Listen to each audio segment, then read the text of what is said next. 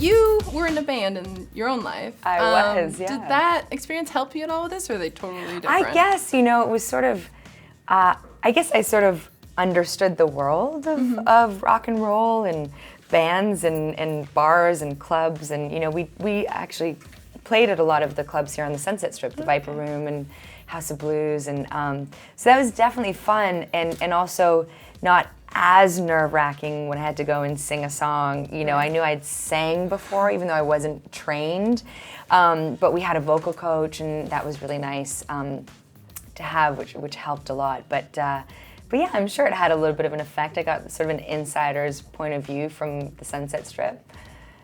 When you were cast, was Tom Cruise already on board? Yeah, I actually went and did my audition was with Tom. Oh, okay. And then I had to do the vocal audition as well. What were your thoughts of that? You would be working with him in all these really intimate scenes. Amazing. You know, just, you know, to be able to work with Tom Cruise is Right. incredible.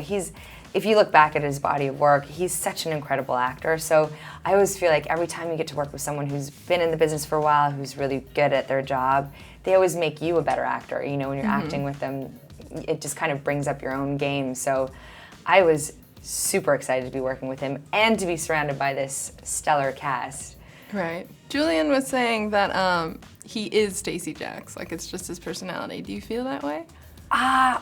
I don't know if I would say he is Stacey Jacks. I would say he became Stacey Right. Jacks while he was on set, for sure. Like, he transformed himself into a rock star, but I don't think he's as lost as Stacey Jacks is. I think Tom's pretty, you know, he knows what he wants and he's very focused. You guys have some really funny make-out scenes, I Oh, guess they'd yes, be we called. do.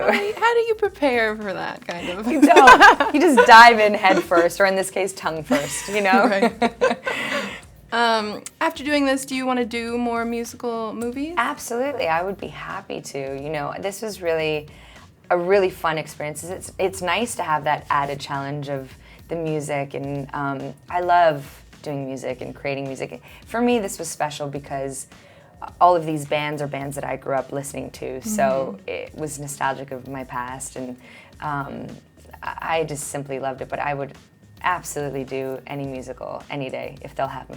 Is there a certain 80s song that is tied to a certain memory in your life? There are tons. I mean, one was Stairway to Heaven, which, you know, is kind of epic and reminded me of high school dances and dancing with the guy that I was completely in love with, and that's the song we danced to, and I'll never forget it. Why do you think the 80s music is still so popular today? Because it's great. It's real. All the music comes from a real place. You know, these are musicians who are self-made. You know, I feel like compared to some of the musicians nowadays who are, you know, produced a lot more by record labels or whatnot, and still great, but this was really just from a raw place, and you feel like even in the guitar riffs, you can just feel the pain or the love or, you know, whatever it is.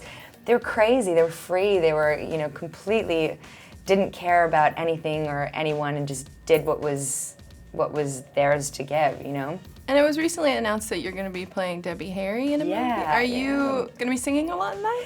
I don't know if it'll be me singing or if they're just going to do me lip syncing to some of her songs. I actually don't know what it'll be. I hope we get to sing again. Yeah, it sounds like it'll be fun. Yeah, either way. it'd be great.